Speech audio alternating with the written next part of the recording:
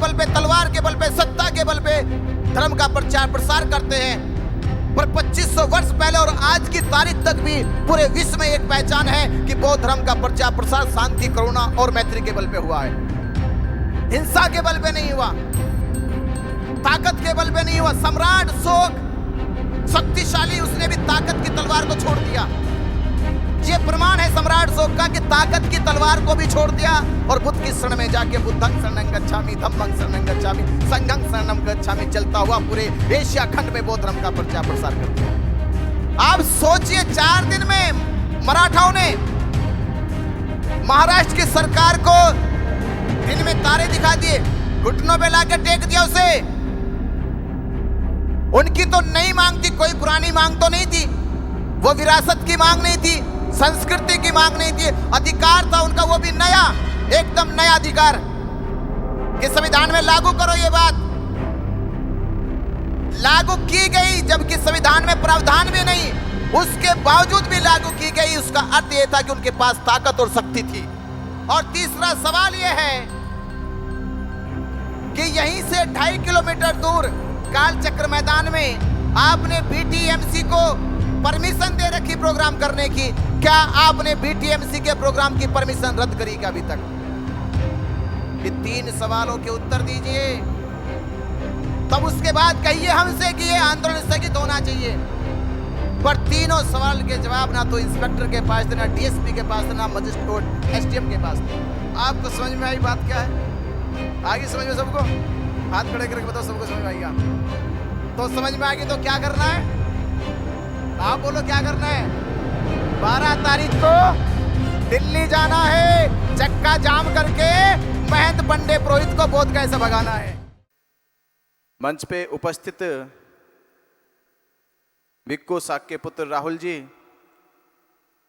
भिक्खु संगरतन जी, जो इस यात्रा में पूरी तरह से साथ सहयोग दे रहे, संपूर्ण महाराष्ट्र में, महाराष्ट्र के बाहर महाबोधि महाविहार मुक्ति आंदोलन कैसे और मजबूत सक्रिय हो, उसके नियोजन कार्यक्रम में अपनी भूमिका, वो कहते हैं कि हम लोगों को मौका मिला, अवसर मिला कि एक भिक्षु के जीवन में महाबोधि महाविहार मुक्ति आंदोलन कितना बड़ा आंदोलन है, ये अब आके उनको पता चला। तो भिक्खु संघ को सादर वंदामी नमन करते हुए और इस कार्यक्रम को दीक्षा भूमि चंद्रपुर की इस पावन धरती पर महाबोधि महाविहार मुक्ति आंदोलन के माध्यम से पहली बार मैं चंद्रपुर आया हूं और वाकई में चंद्रपुर पूर्णिमा का चांद है।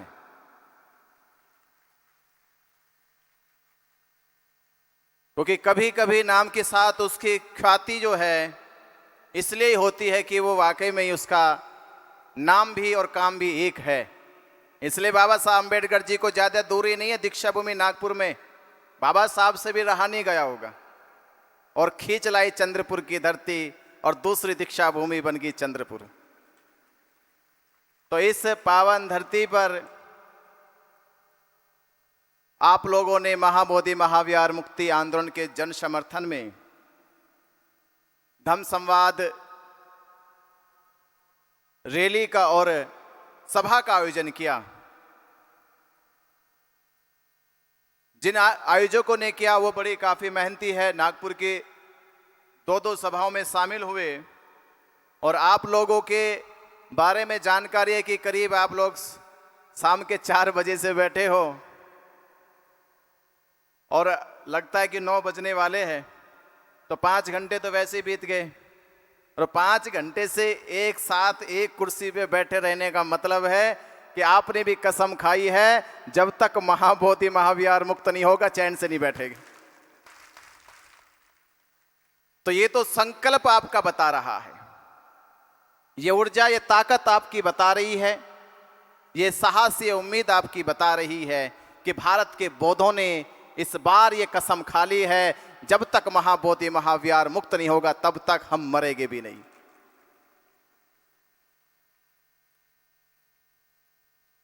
महाबोधि महाविहार मुक्ति के लिए क्यों प्रयास किया जा रहा? यह केवल धर्म स्थल का प्रयास नहीं है मुक्ति का।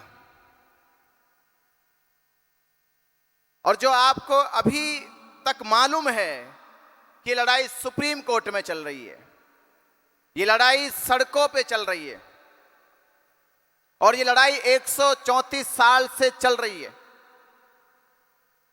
ये तीसरे टप्पे का आंदोलन है। इससे पहले 2 बार आंदोलन हो चुके हैं। 2 बार के आंदोलनों का नतीजा क्या है? जब पहली बार इस आंदोलन को अनागारिक धम्पाल जी ने भारत में खड़ा किया, उस समय में 1891-90 में पहली गया डिस्ट्रिक्ट कोर्ट में अर्जी लगी। 1890 में ना तो बिहार में बौद्ध थे, ना महाराष्ट्र में बौद्ध थे, ना उत्तर प्रदेश में बौद्ध थे। तब चंद कुछ बौद्ध बंगाल, उड़ीसा, छत्तीसगढ़ में थे। चंद बौद्ध को भारत में कोई जानता नहीं था। 1890 से लेकर 1949 तक करीब ये दौर था 60 साल का। इन 60 सालों में बौद्धों के लिए ना तो ब्रिटिश गवर्नमेंट के काल में, ना आजाद भारत के बाद ये विचार मंथन किया गया कि ये इतनी मोटी बात थी, इतनी बारीक बात नहीं थी कि इसके लिए बहुत बड़ी डिग्री चाहिए। ये मोटी बात उस समय के राष्ट्रपति डॉक्टर राजेंद्र प्रसाद को समझ में नहीं आई, प्रधानमंत्री पंडित जवाहरलाल नेहरू को समझ में नहीं आई। मोटी बात मैं क्यों कह रहा हूं? आज भी किसी से, आम व्यक्ति से पूछ लो कि मस्जिद अगर कोई है तो मस्जिद का प्रबंधन किनको मिलना चाहिए? उसके लिए बड़ी डिग्री की जरूरत नहीं है। कोई भी कह देगा कि मुस्लिम मस्जिद है तो मुस्लिम मस्जिद का प्रबंधन मुसलमानों को मिलना चाहिए। सिख गुरुद्वारे है, उस सिख गुरुद्वारों का प्रबंधन किनको मिलना चाहिए? तो कोई भी कह सकता है सिख गुरुद्वारों का प्रबंधन सिख पाठी को मिलना चाहिए। ईसाई चर्च गिरजाघर, उनका प्रबंधन, उनका रख रखाव किनको मिलना चाहिए? ये मोटी बात कोई भी कह सकता है कि पास्टर, पोप, पादरी को मिलना चाहिए। ये बात केवल उन लोगों को समझ में आती जो ज्यादा पढ़े लिखे नहीं है, पर महाबोधि महाविहार बौद्धों को मिलना चाहिए। ये बात राष्ट्रपति डॉक्टर राजेंद्र प्रसाद को समझ में नहीं आई थी, और ना पंडित जवाहरलाल नेहरू को समझ में आई थी कि महाबोधि महाविहार महंतों को नहीं, बौद्ध भिक्षुओं को मिलना चाहिए।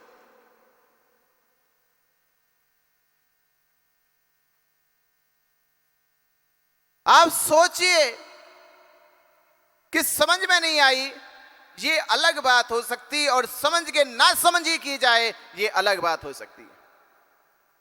ये समझने वाली बात नहीं थी, समझ के ना समझी की जाए।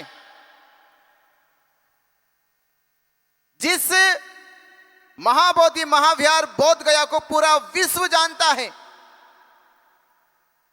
मैं ये बात इसलिए समझा रहा हूं कि मामला सुप्रीम कोर्ट से नहीं है।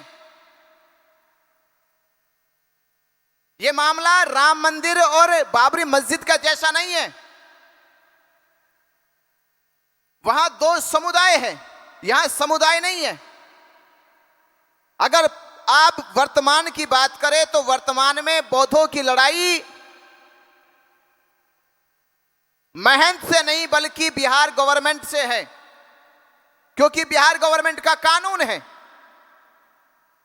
बीटी एक्ट, जो कानून बिहार गवर्नमेंट ने बनाया है, वो एक्ट रद्द कर दे, महंत अपने आप ही बाहर चला जाएगा। सरकार के द्वारा बनाया गया कानून और उस कानून को बनवाने वाले पंडित जवाहरलाल नेहरू, डॉक्टर राजेंद्र प्रसाद। मैं ये बात आपको इसलिए भी कह रहा हूं कि चंद वो लोग हमारे जो आज राजनीति में सक्रिय है, उनको जानना चाहिए कि परम पूज्य बाबा साहब डॉक्टर अंबेडकर जी संविधान लिखने का काम कर रहे संविधान सभा में, और संविधान सभा के अध्यक्ष है डॉक्टर राजेंद्र प्रसाद। संविधान सभा में 26 नवंबर 1949 को संविधान पेश किया गया और 6 जुलाई 1949 को बीटी एक्ट बनाया गया। तो दोनों के बीच में कितना अंतर है? 4 महीने 20 दिन का अंतर। इसका मतलब यह है कि बाबा साहब अम्बेडकर जी संविधान सभा में संविधान लिख रहे हैं और संविधान सभा के अध्यक्ष डॉक्टर राजेंद्र प्रसाद हैं, देश के प्रधानमंत्री पंडित जवाहरलाल नेहरू हैं, और दोनों लोग बाबा साहब अम्बेडकर जी के करीब हैं। और बाबा साहब अम्बेडकर जी 13 अक्टूबर 1935 को कह भी चुके हैं, येवला की सभा में कहा कि मैं हिंदू धर्म में पैदा हुआ, ये मेरे वश की बात नहीं थी, पर मैं मरूंगा नहीं, ये मेरे वश की बात है। ये उस समय अलगार लगाई। कहीं ये इसी का तो डर नहीं था उनको कि बाबा साहब अम्बेडकर ने 1935 में कह दिया। उस समय कहा कि जिस समय बाबा साहब अम्बेडकर जी के साथ बाबा साहब अम्बेडकर जी का समाज शिक्षित भी नहीं है, साधन संपन्न भी नहीं है, उतनी ताकत उतनी हिम्मत 1935 में बाबा साहब अम्बेडकर जी में कहां से आ गई? कहीं ये तो डर नहीं था कि बाबा साहब अम्बेडकर जी आगे चलकर बौद्ध धर्म स्वीकार करेंगे और भारत के लाखों करोड़ों दलित शोषित पीड़ित समाज के लोग बौद्ध हो जाएंगे? कहीं ये डर तो नहीं सता रहा था? और सच है, यही डर सता रहा था। नहीं तो चोरी छिपे ऐसी कौन सी इमरजेंसी लगी थी कि जो आंदोलन 1890 में शुरू हुआ और उसके बीच में आपने एक बार भी बौद्धों से, अनागारिक धम्मपाल से बात तक नहीं की।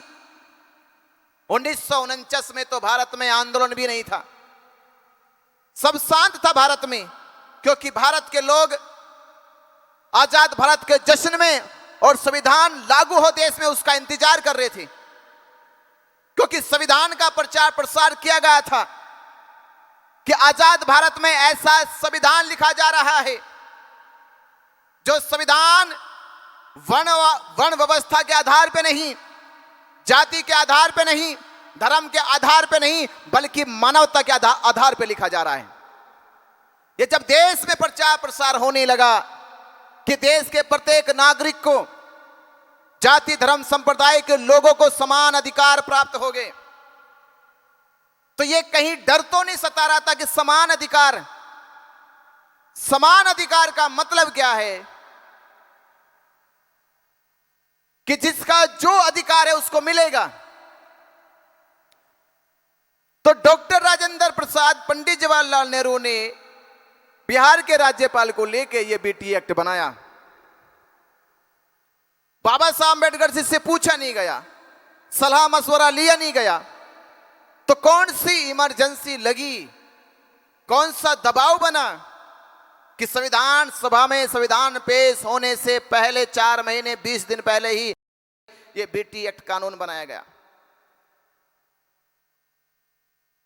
यह बात डॉक्टर राजेंद्र प्रसाद, पंडित जवाहरलाल नेहरू जानते होंगे कि बुद्ध विहार है तो भिक्षुओं को मिलना चाहिए, पर एक्ट के अनुसार जो कमेटी बनाई गई, उस कमेटी में टोटल 9 लोगों के जिक्र हुए। 4 बौद्ध हो गए, 4 हिंदू हो गए, और एक गया जिले का डीएम मजिस्ट्रेट जो है वो हिंदू अनिवार्य हो, उसका चेयरमैन होगा समिति का। 4 बुद्धिस्ट, चारों के चुनाव हर तीसरे साल हो गए। बिहार गवर्नमेंट उनका चुनाव करेगी।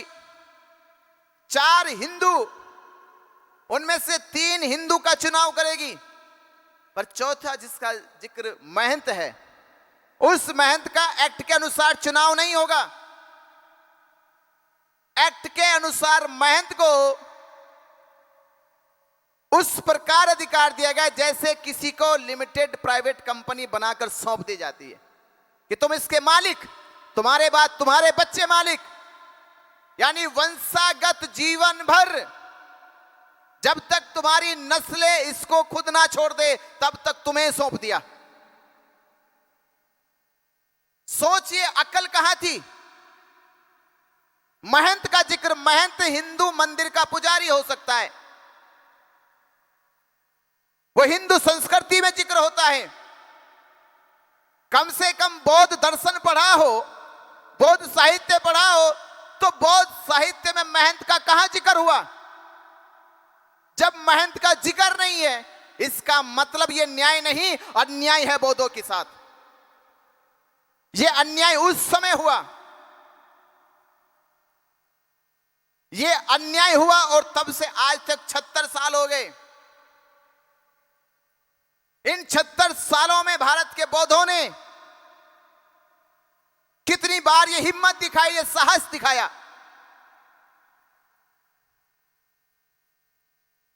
भगवान बुद्ध के धम्म में कहा जाता है, जैसा मन में हो वैसा आपकी वाणी में हो, जैसा वाणी में हो वैसे आपके कर्मों में होना चाहिए। हम बोध गया जाते हैं तो बोध गया जाना हमारा क्या संबंध है टूरिस्ट बन के, कि बोध गया घूमने चले गए। बोध गया जाते ये दर्द लेके कि महाबोधि महाविहार मुक्ति के लिए काम करेंगे, टूरिस्ट बन के ना जाते। आज भी भारत के बोध गया टूरिस्ट बन के जा रहे। जब आपने महाबोधि महाविहार की जिम्मेदारी ही नहीं ली है तो महंत क्यों छोड़ दे। जब उसको दिखाई नहीं दे रहा कि भारत के बौद्ध सीरियस है इस बात को लेके, अगर सीरियस हो जाते, गंभीर हो जाते इस बात को लेके, तो भारत के लाखों करोड़ों बौद्ध हैं और एक महंत महाबोधि महाविहार पे कब्जा कर लेता। आप सोचिए, 4 दिन में मराठाओं ने महाराष्ट्र की सरकार को दिन में तारे दिखा दिए, घुटनों पे लाके टेक दिया उसे। उनकी तो नई मांग थी, कोई पुरानी मांग तो नहीं थी, वो विरासत की मांग नहीं थी, संस्कृति की मांग नहीं थी, अधिकार था उनका, वो भी नया, एकदम नया अधिकार कि संविधान में लागू करो। ये बात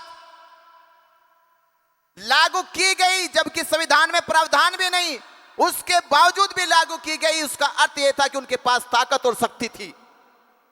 उन्होंने ताकत के बल पे, शक्ति के बल पे अपना अधिकार प्राप्त कर लिया। किसानों ने शक्ति की और ताकत के बल पे अपना अधिकार प्राप्त कर लिया। आप तो उनसे भी चले गए। राम मंदिर का फैसला आया इस आधार पे नहीं कि सबूत थे उनके पास, राम के होने के अवशेष मिले उनके पास,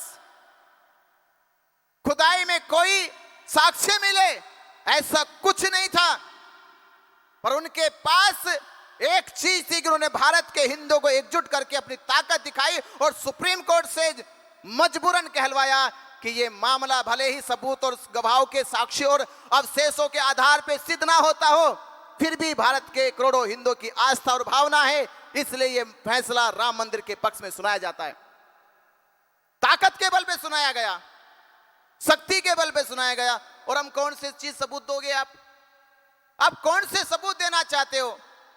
बोध गया खुद गवाही है कि इस धरती पे सिद्धार्थ गौतम बुद्ध बने हैं। उस धरती की सम्राट सो खुद गवाही है कि 2300 वर्ष पहले महाबोधि महाविहार की नींव सम्राट अशोक ने रखी है। महाबोधि महाविहार की गवाही है फायान हैंसवांग, जो नालंदा यूनिवर्सिटी से पढ़कर 6ठी 7वीं ईस्वी के समय बोध गया प्रैक्टिकल करने के लिए आते थे, महाबोधि महाविहार की परिक्रमा करने के लिए आते थे। उनसे पहले किसी ने विवरण नहीं दिया, और वो तो भारत के भी नहीं थे, चीन के रहने वाले। उन्होंने जो लिखा वो आंखों देखा लिखा, आंखों देखा हाल लिखा कि महाबोधि महाविहार अस्तित्व में है। हजारों लोग, देश विदेश के लोग आते हैं, महाबोधि महाविहार की परिक्रमा करते हैं। चारों दिशाओं में तथागत बुद्ध की मुद्राओं की स्थान है, चैत्य है, और मध्य बीचों बीच 4.5 फीट की तथागत बुद्ध की प्रतिमा रखी हुई है। यूनेस्को ने रिपोर्ट बनाई, यूनेस्को ने अपनी पूरी रिसर्च में कहीं जिक्र नहीं करा कि यहां पे कोई हिंदू अवशेष है, ना राम का अवशेष, ना विष्णु का अवशेष, ना शंकर का अवशेष। वो भारत की संस्था नहीं, वर्ल्ड वाइड संस्था यूनेस्को ने भी कहा कि महाबोधि महाविहार है और इसकी पहचान केवल साल 2 साल नहीं, 100 साल नहीं, 200 साल नहीं, 2300 साल पुरानी इसकी पहचान है। अभी जो कमेटी बीटीएमसी उसका प्रबंधन देखती है, बीटीएमसी की वेबसाइट पे कहीं कोई जिक्र नहीं है। तो फिर भी आप कह रहे सुप्रीम कोर्ट में क्या बात सिद्ध करना चाहते हो? सवाल यहां सबूत, गवाह या साक्ष्यों का नहीं है। सवाल इस बात का है कि भारत के बौद्ध अपनी जागरूकता और एकजुटता कब सिद्ध करके दिखाएंगे। और जब तक भारत के बौद्ध अपनी एकजुटता सिद्ध करके नहीं दिखाएंगे, ना तो बात कोर्ट में मानी जाएगी, ना बात आपकी असेंबली या पार्लियामेंट में मानी जाएगी, ना बात फिर आपकी महंत मानेगा। क्या भारत के बौद्धों ने यह नहीं सोचना चाहिए कि आज से 3 वर्ष पहले भारत में कम संख्या वाले जैनी लोग, आपसे कई गुना कम है उनकी संख्या, सम्मेद शिखर पर्वत का आंदोलन चालू हुआ। सम्मेद शिखर का आंदोलन, वो जैन मुनि जो वस्त्र तक त्याग देता है, जिसे दिगंबर जैन मुनि के रूप में पूरा जैन समाज पूजता है, जिसके त्याग की, जिसके समर्पण की वो लोग गाथाएं गाते हैं, वो लोग भी अपनी विरासत और संस्कृति और अस्तित्व को बचाने के लिए सड़कों पे उतर के लाखों जैन मुनि उनके साथ चल रहे थे। पर क्या हम लोगों ने, जिस तथागत बुद्ध ने जिस धरती को कहा कि ये साक्षी है धरती मेरे संबुद्ध होने की, और विश्व को उस धरती से प्रेरणा मिली, मानव जाति को उस धरती से ही ज्ञान विज्ञान सत्य और शांति का उपदेश मिला, वही धरती इस दुनिया की सबसे इकलौती धरती है। कि दुनिया में बहुत सारी धरती होगी जो जन्म के नाम से या किसी के मरण के नाम से जानी जाती होगी। ऐसी धरती खोजना बहुत है कि ये किसी के जन्म की धरती है, ये किसी के मरण की धरती है, पर दुनिया में दूसरी कोई धरती नहीं जो ये कह सके ये किसी के संबोधि की धरती है। वो दुनिया में केवल बोध गया है, दूसरी धरती नहीं है। जन्म की धरती मिल जाएगी, मरण की धरती मिल जाएगी, पर किसी के संबुद्ध होने की धरती बोध गया के अलावा दुनिया में नहीं मिल सकती। ऐसी दुर्लभ धरती बोध गया है, ऐसी दुर्लभ धरती बोध गया है। दुनिया के किसी भी धर्म स्थल को, मक्का मदीना कितना बड़ा है, पर वो मुसलमानों का धर्म स्थल है, विश्व का धर्म स्थल नहीं है, दुनिया का धर्म स्थल नहीं है। यरूशलेम वेटिकन सिटी का चर्च ईसाइयों का धर्म स्थल हो सकता है, दुनिया का नहीं हो सकता। राम का मंदिर इन्होंने कितना प्रचार किया, देश विदेश में किया, फिर भी राम मंदिर हिंदुओं का धार्मिक स्थल हो सकता, दुनिया का नहीं हो सकता। पर दुनिया में महाबोधि महाविहार केवल भारत या विश्व के बौद्धों का नहीं, महाबोधि महाविहार को विश्व की धरोहर कहा गया, इसलिए दुनिया का धर्म स्थल है। वो इकलौता है, दुनिया में किसी धर्म स्थल को विश्व धरोहर नहीं कहा गया। महाबोधि महाविहार क्यों कहा गया? वो इसलिए कहा गया कि बौद्ध धर्म के नाम सबसे बड़ा जो सम्मान विश्व देता है वो ये है कि इस्लाम धर्म का धर्म के नाम पे प्रचार प्रसार हुआ तो हिंसा हुई, युद्ध हुआ, ताकत के बल पे, तलवार के बल पे, सेना के बल पर इस्लाम धर्म का प्रचार प्रसार किया गया। ईसाई धर्म की बात होती है तो हिंसा के बल पे, युद्ध के बल पे, ताकत के बल पे ईसाई धर्म का प्रचार प्रसार किया गया। आज भारत में हिंदू लोग ताकत के बल पे, तलवार के बल पे, सत्ता के बल पे धर्म का प्रचार प्रसार करते हैं। पर 2500 वर्ष पहले और आज की तारीख तक भी पूरे विश्व में एक पहचान है कि बौद्ध धर्म का प्रचार प्रसार शांति, करुणा और मैत्री के बल पे हुआ है। हिंसा के बल पे नहीं हुआ, ताकत के बल पे नहीं हुआ। सम्राट अशोक शक्तिशाली, उसने भी ताकत की तलवार को छोड़ दिया। यह प्रमाण है सम्राट अशोक का कि ताकत की तलवार को भी छोड़ दिया और बुद्ध की शरण में जाके बुद्धं शरणं गच्छामि, धम्मं शरणं गच्छामि, संघं शरणं गच्छामि चलता हुआ पूरे एशिया खंड में बौद्ध धर्म का प्रचार प्रसार कर दिया। इसलिए वो धरती दुर्लभ है। भारत में दूसरी कोई ऐसी जगह नहीं थी। दुनिया भर से इस्लाम के लोग मक्का मदीना जाते ही जाने का तर्क है। यरूशलेम, वेटिकन सिटी जाते दुनिया के लोग जाने का तर्क है। पर दुनिया के लोग भारत में आते हैं और भारत के लोगों से पूछा जाए आप भारत में क्यों जाते हो? तुम्हें राम बुलाते हैं, कृष्ण बुलाते हैं, विष्णु बुलाते हैं।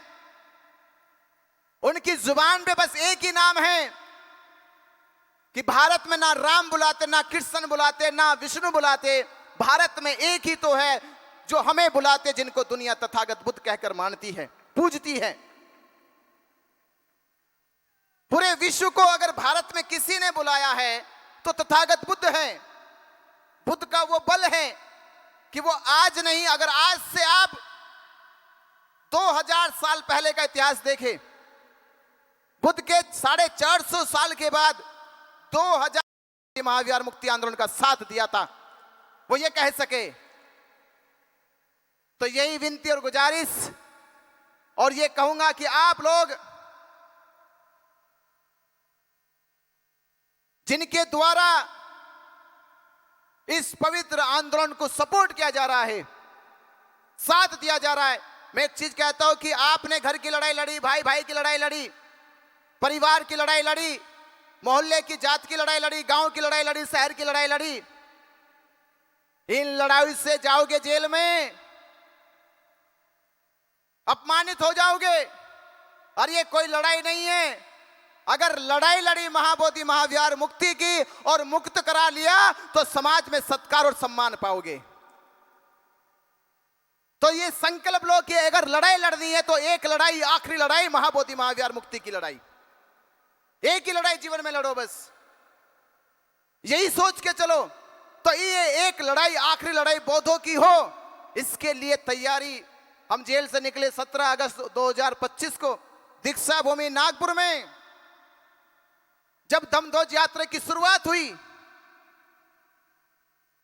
मैं सोचता था जेल में रह के कि जेल से बाहर निकलने के बाद कैसे कैसे हम लोग तैयारी करेंगे, क्या समाज में वो चेतना जिंदा है, क्या वो संघर्ष कर पाएंगे, क्या समाज उठ पाएगा।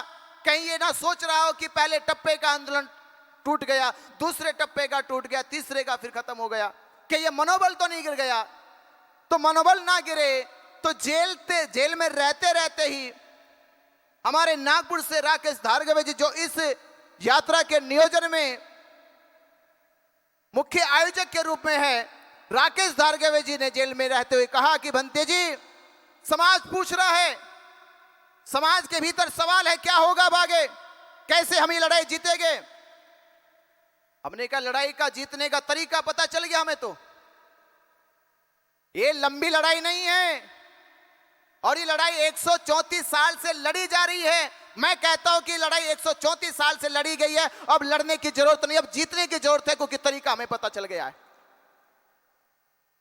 तरीका यही है कि भारत के बौद्धों को जगाना है और जगाकर जागरूक करके उन्हें एकजुट करना। जिस दिन एकजुट कर दिया उस दिन महाबोधि महाविहार मुक्त हो जाएगा। हमने ये तरीका खोज लिया है। तो राकेश धारगवे जी, नितिन गजबई, योगेश राउत, इन 3 साथियों ने हमारे साथ बातचीत की कि संपूर्ण महाराष्ट्र में पहला प्रयास करेंगे। वो पहला प्रयास इसलिए करेंगे कि महाराष्ट्र बाबा साहब अंबेडकर जी की कर्म भूमि है, नागपुर दीक्षा भूमि है और यहां के लोगों में धर्म पैदा हुआ है, धर्म के प्रति सम्मान है, सत्कार है, श्रद्धा है। अगर ये लोग एकजुट हो गए तो भारत एकजुट हो जाएगा और जो सपना हमने मुक्ति का देखा वो पूरा और साकार हो जाएगा। तो मैं धन्यवाद दूंगा अपने साथियों का जिन्होंने इस नियोजन के लिए, आयोजन के लिए प्रयास किया। सिद्धार्थ, सुमन, गोपाल, रामपुरिया, राकेश धारगवे, नितिन गजबई, योगेश राउत, स्मिता वागड़े, आप इनके नाम से जिन्होंने ये प्रयास किया, क्योंकि ये खुद से कह सकते हैं, कम से कम मरते समय खुद से कह सकते हैं कि हमें वो आंदोलन मिला था जिस आंदोलन की नींव, जिस महाबोधि महाविहार की नींव सम्राट अशोक के हाथों रखी गई, जो विश्व विजेता थे, जो चक्रवर्ती सम्राट थे। हमने उस धरोहर को बचाने के लिए आंदोलन चलाया।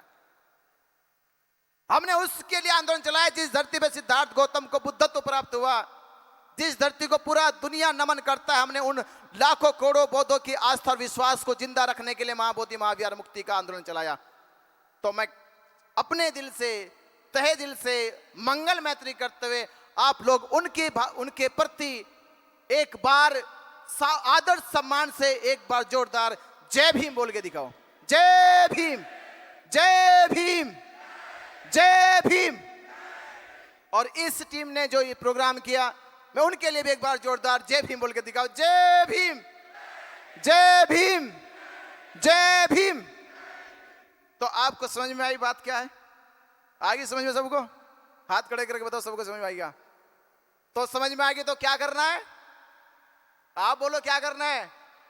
12 तारीख को दिल्ली जाना है, चक्का जाम करके महंत पंडे पुरोहित को बोधगया से भगाना है। जय भीम, जय भीम, जय भीम। आपने मेरी बात को ध्यान पूर्वक सुना, शांति सुना, आपका बहुत बहुत आभार, धन्यवाद, साधुवाद, नमो बुद्धाय, जय भीम। 4 साल पहले और 2000 साल से लेके 500 साल लगातार तक, 500 साल लगातार भारत में विदेशी विद्यार्थियों की संख्या दुनिया में भारत से ज्यादा कहीं नहीं थी। दुनिया भर के विद्यार्थी भारत में आते थे। उस जमाने में बौद्ध विश्वविद्यालय दुनिया में नालंदा, तक्षशिला, विक्रमशिला से बड़े दुनिया में कोई विश्वविद्यालय नहीं थे। जहां जापान, चीन और आज अरब कंट्रियां कहती कि हमारे पास शिक्षा के बड़े बड़े केंद्र हैं। अब उस जमाने की बात सोचिए, जिस जमाने में नालंदा, तक्षशिला थी, उस जमाने में दुनिया के पास कोई विद्यालय नहीं था। उस समय भारत के पास यूनिवर्सिटियां थी, क्योंकि बुद्ध की शिक्षा ने पहली बार मनुष्यों के भीतर दर्शन की शिक्षा दी। दर्शन की, परंपराओं की शिक्षा दुनिया में थी,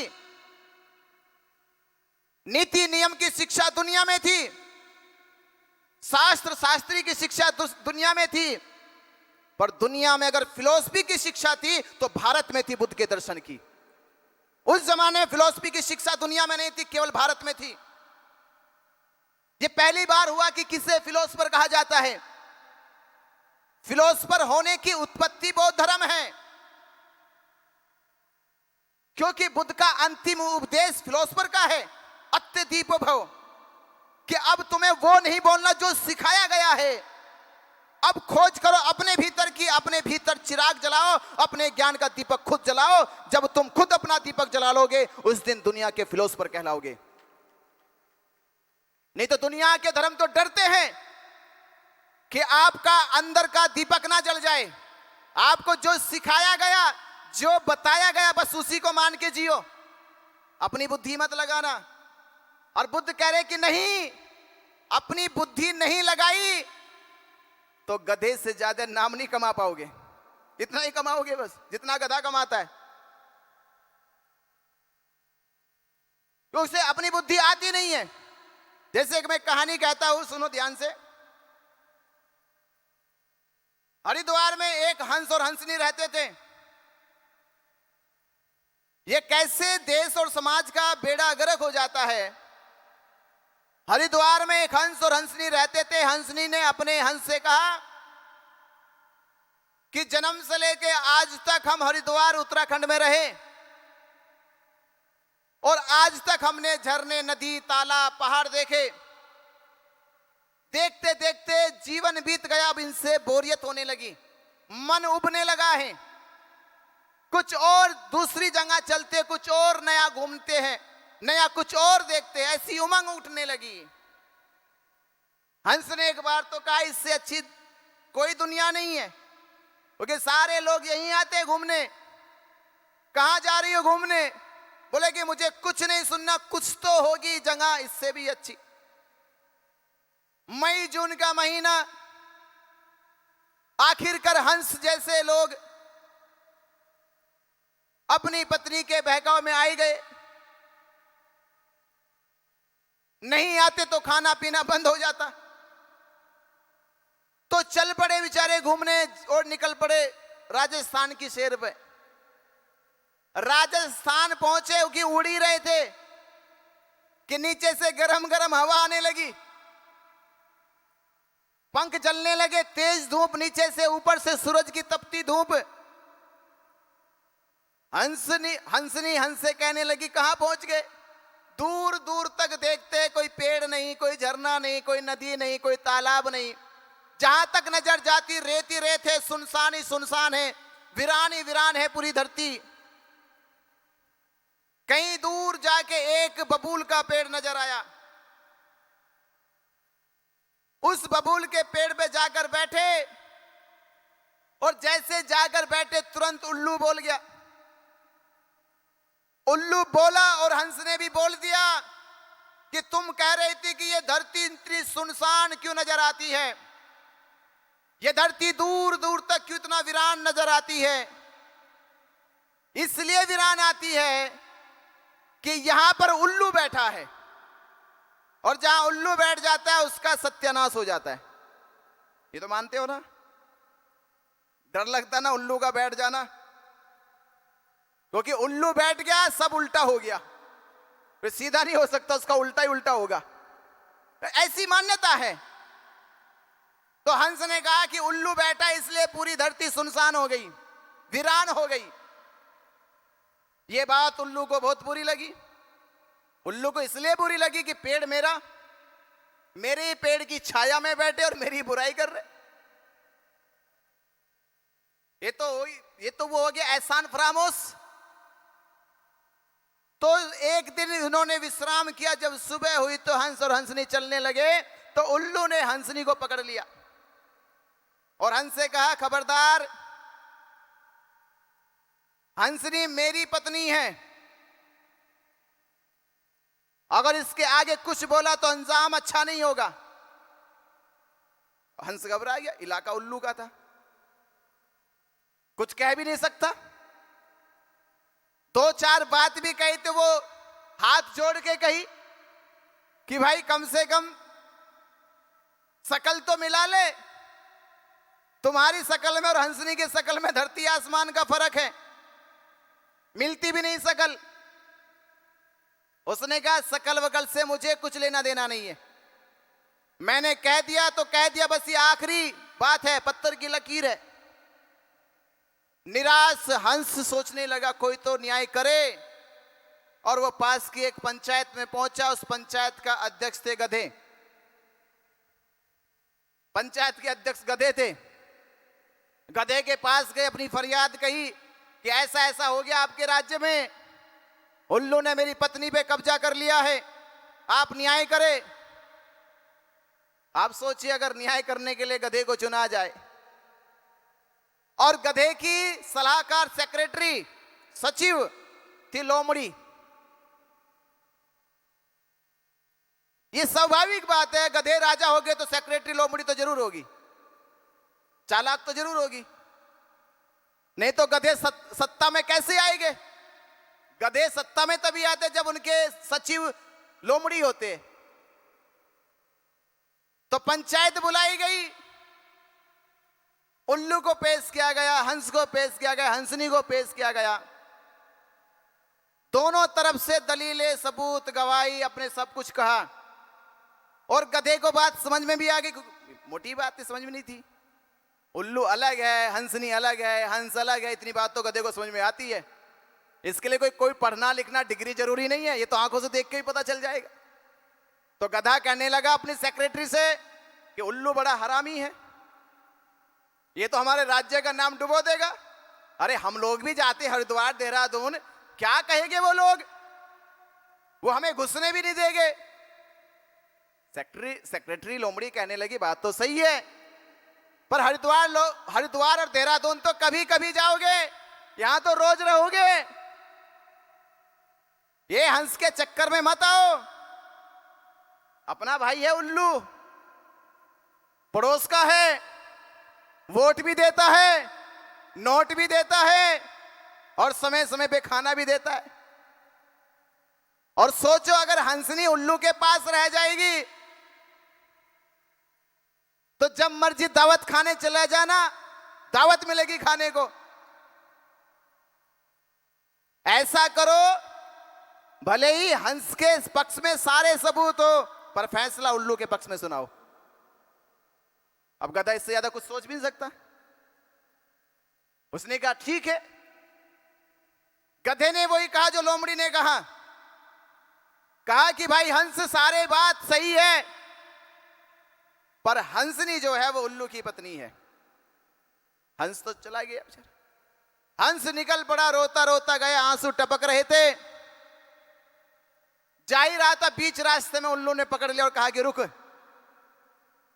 घबरा मत, रो मत। अरे रो मत, ये हंसनी तेरी है, मेरी नहीं है।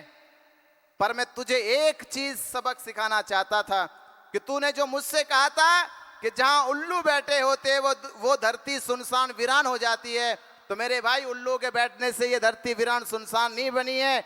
ये गधे जैसे लोग राजा बन के बैठ गए ना, उनकी वजह से वीरान बनी है। ये गधों की वजह से बन गई है। अगर ये गधे लोग ये लोमड़ियों के चुंगल से आजाद हो जाते तो ये धरती, ये समाज सुनसान नहीं होता, वीरान नहीं होता। तो समय समय पे ऐसी राजनीति हो गई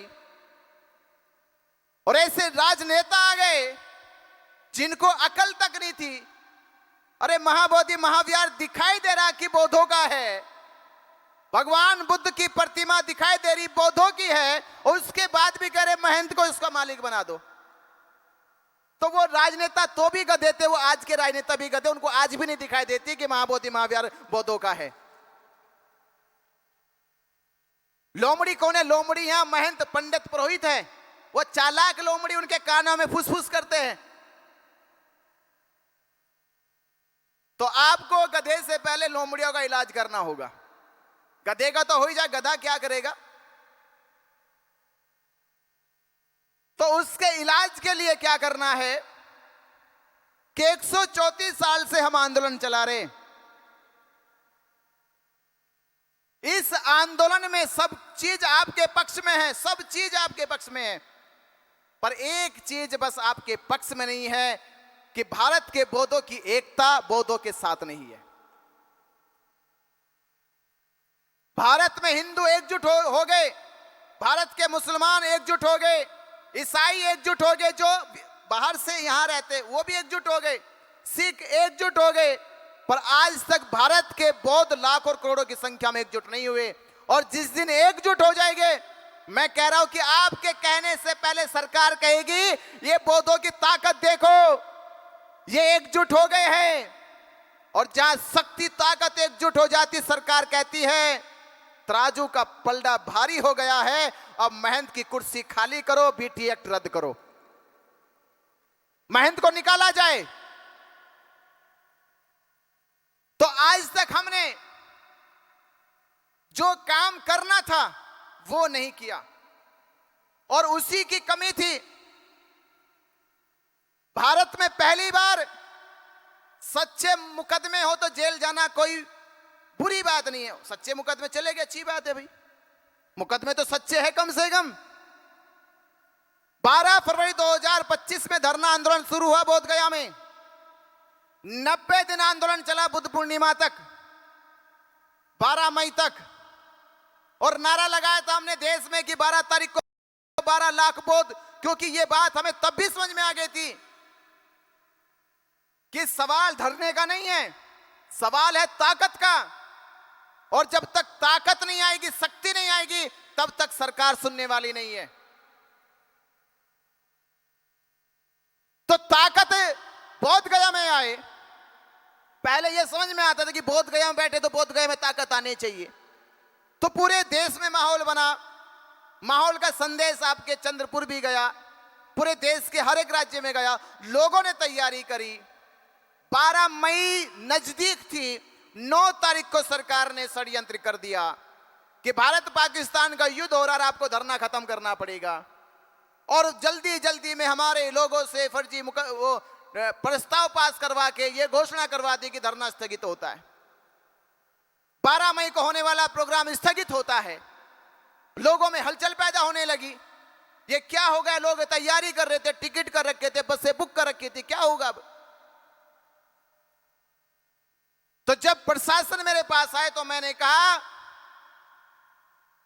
आप जिस बात को लेकर आए हो उसमें सिंपैथी हमारी भी है, सहानुभूति हमारी भी है, पर कानून की बात कानून से लड़ी जानी चाहिए। मेरे 3 सवालों का जवाब दे दो और मुझे प्रस्ताव ऐसा लेकर के इस पर सिग्नेचर कर दो। आप अपने, आपके लोगों ने कर दिया, आप भी सिग्नेचर कर दो। मैं सिग्नेचर करूंगा, पर 3 सवाल मेरे पहले हैं।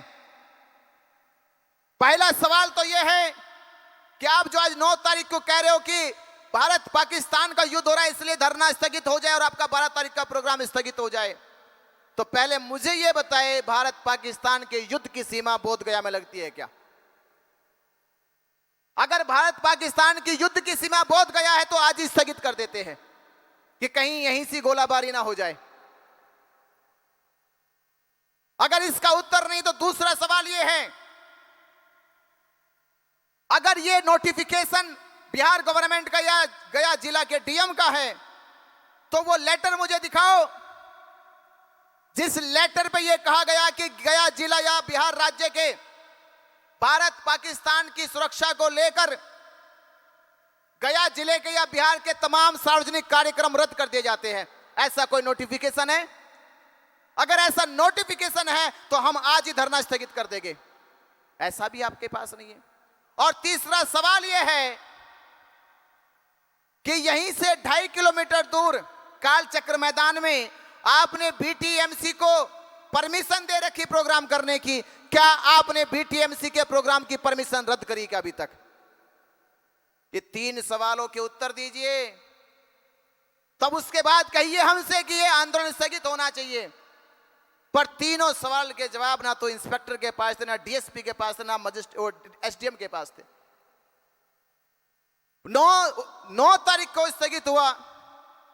9 तारीख की रात के 11 बजे हमने प्रशासन से पूछा और प्रशासन वापस गाड़ी लेकर चला गया, 10 गाड़ी लेकर आया था कि धरना नहीं हटेगा, ये स्थगित नहीं होगा। पर उससे पहले मैसेज पूरे देश में वायरल हो गया वो, पर हमने वो उनकी मंशा नाकाम करी। 9 तारीख गई, 10 तारीख गई, 11 गई, 12 गई। 12 को जानबूझ के प्रशासन ने, आप सोचिए, मैं तो उनसे भी कह रहा था, अरे दिवाली पे दीप जलाते हो या रंग खेलते हो? बोलते दीप ही जलाते मगर रंग खेला करो। बोला क्या मूर्ख लोग हैं वो जो रंग खेलेंगे, रंग तो होली पे खेलते। तो मैं कहा ये बिहार का प्रशासन मूर्ख है, बिहार के राज्यपाल मूर्ख है कि बुद्ध जयंती पे बुद्ध की पूजा होती, शिवलिंग की पूजा नहीं होती। क्या ये मूर्ख हो गए? और पूरा देश, पूरी दुनिया जानती कि आज बोध गया में हजारों लाखों श्रद्धालु बौद्ध उपासक आएंगे इस श्रद्धा से कि बुद्ध की वंदना, बुद्ध की पूजा होगी। ये जानबूझ के तुमने शिवलिंग पूजा का और बिहार के राज्यपाल के द्वारा क्यों रखा कि बौद्धों की आस्था को ठेस लगे, वो दंगा करें?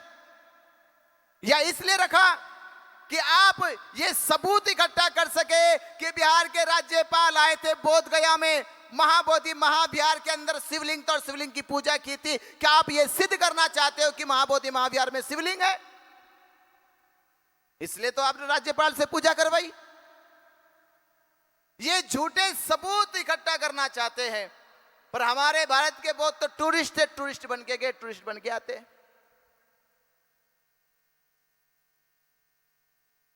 उन्होंने शिवलिंग भी घोषणा कर दी, पूजा भी करा दी। हमारे समाज ने, हमारे नेताओं ने क्या प्रयास किया? कि जिस शिवलिंग का रिकॉर्ड बीटीएमसी की वेबसाइट में नहीं है, जिस शिवलिंग का रिकॉर्ड यूनेस्को की सर्वे में नहीं है, जिस शिवलिंग का रिकॉर्ड आर्कोलॉजिकल की रिपोर्ट में नहीं है, तो शिवलिंग कहां से आ गया?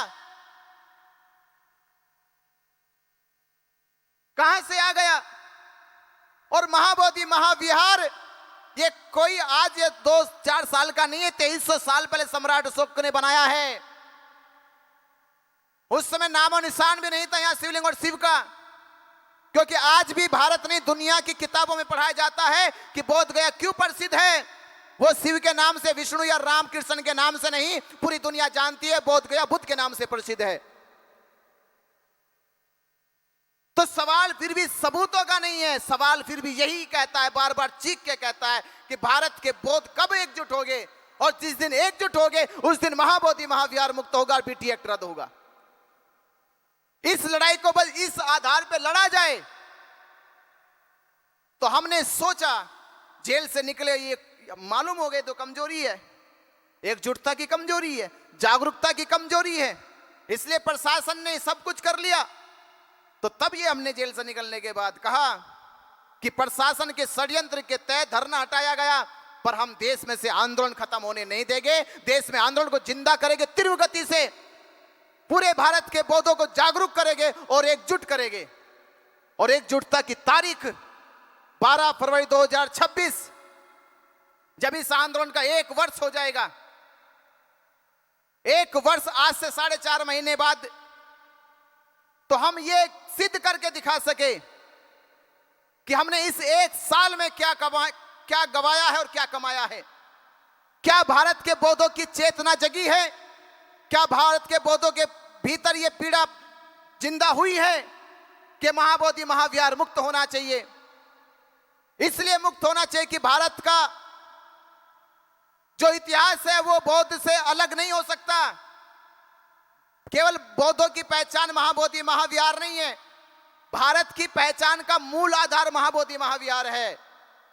इसलिए मुक्त होना चाहिए कि अगर महाबोधि महाविहार मुक्त हो गया, जो काम आज तक बीटीएमसी नहीं कर पाई, अगर महाबोधि महाविहार मुक्त हो गया तो दुनिया का सबसे बड़ा भिक्षु का प्रशिक्षण केंद्र बोध गया में बनाया जा सकता है। अगर महाबोधि महाविहार मुक्त हो गया तो भारत के बौद्धों के लिए कॉलेज, हॉस्पिटल, यूनिवर्सिटी खोली जा सकती है, पर आज तक नहीं हुआ।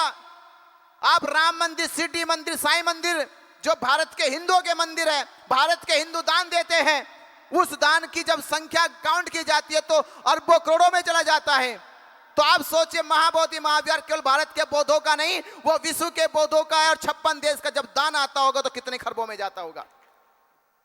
इतनी मोटी दान की रकम आज तक भी बोध गया में बौद्ध भिक्षुओं का प्रशिक्षण केंद्र नहीं बना सकी। तो दान कहां गया? बौद्ध भिक्षुओं के लिए भिक्षु निवास नहीं बना सकी तो दान कहां गया? भिक्षुओं के लिए भोजन की व्यवस्था नहीं कर पाई तो दान कहां गया? भिक्षुओं के लिए चिकित्सा की सुविधा नहीं कर पाई तो दान कहां गया?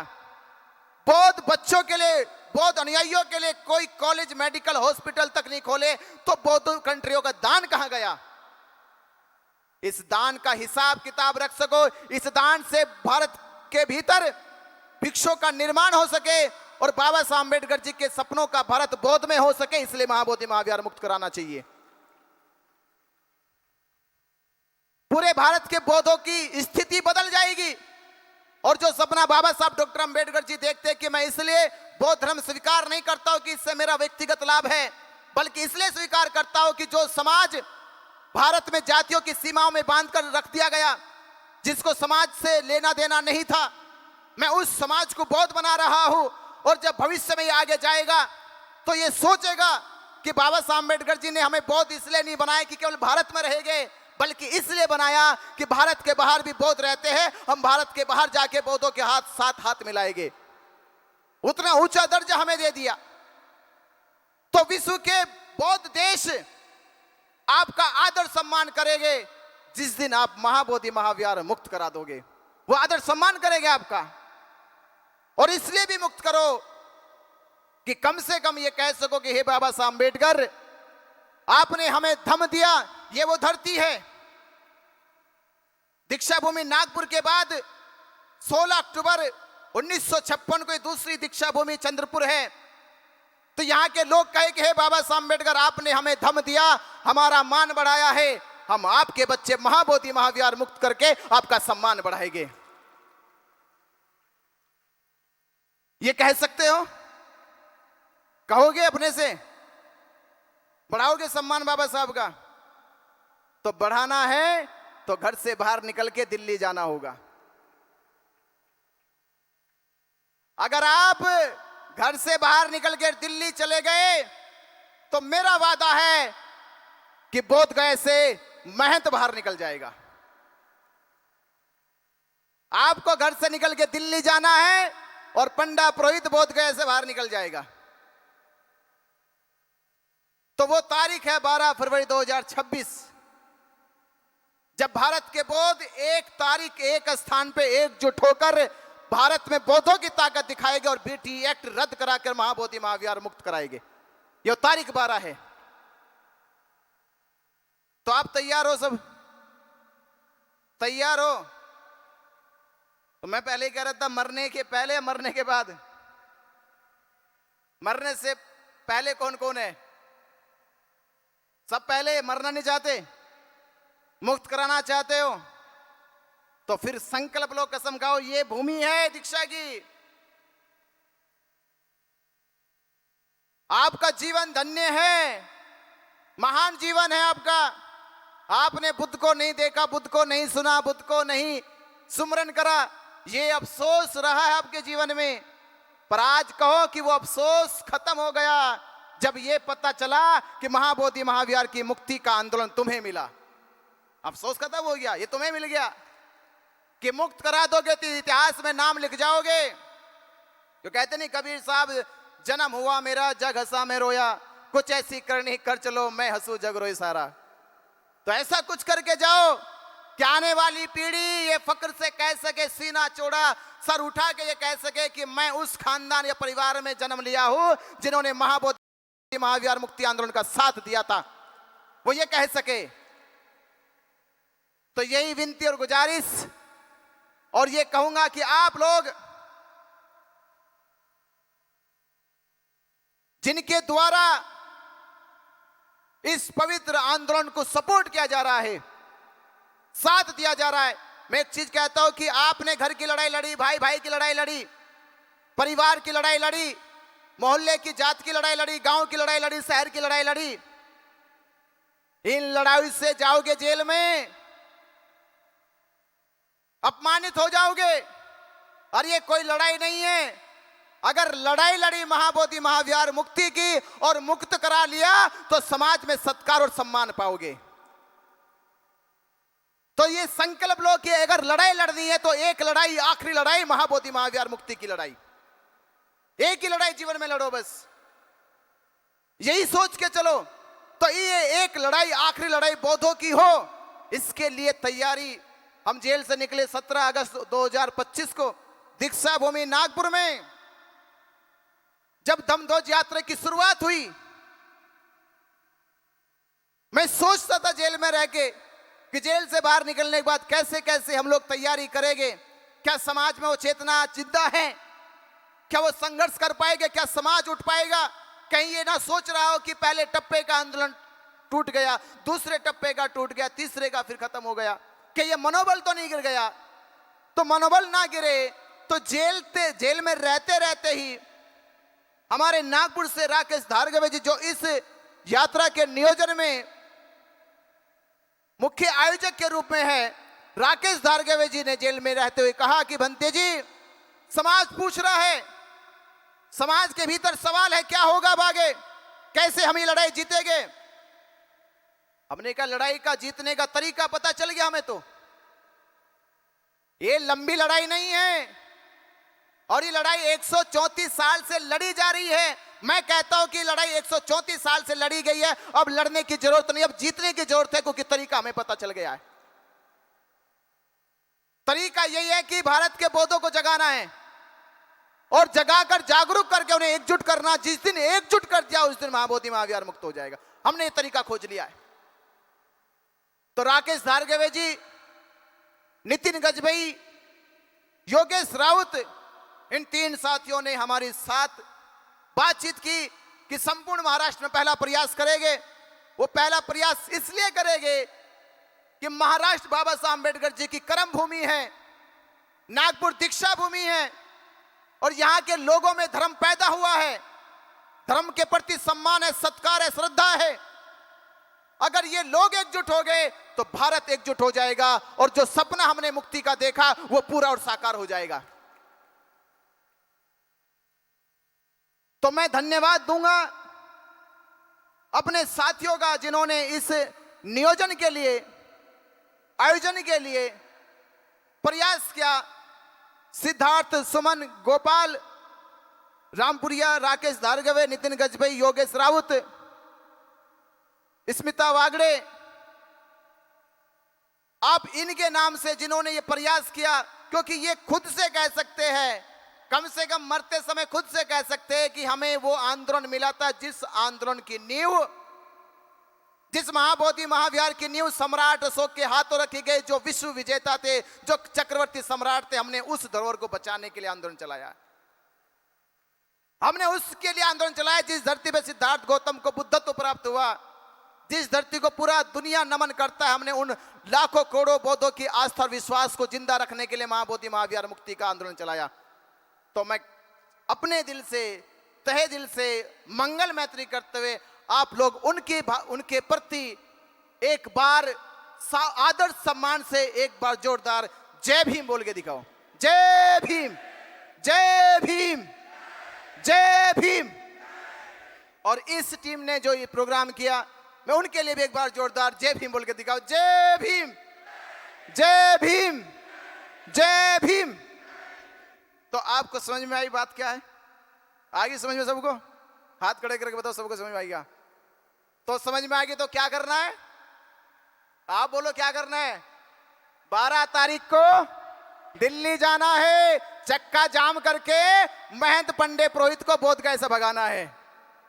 जय भीम, जय भीम, जय भीम। आपने मेरी बात को ध्यानपूर्वक सुना, शांति सुना, आपका बहुत बहुत आभार, धन्यवाद, साधुवाद, नमो बुद्धाय, जय भीम।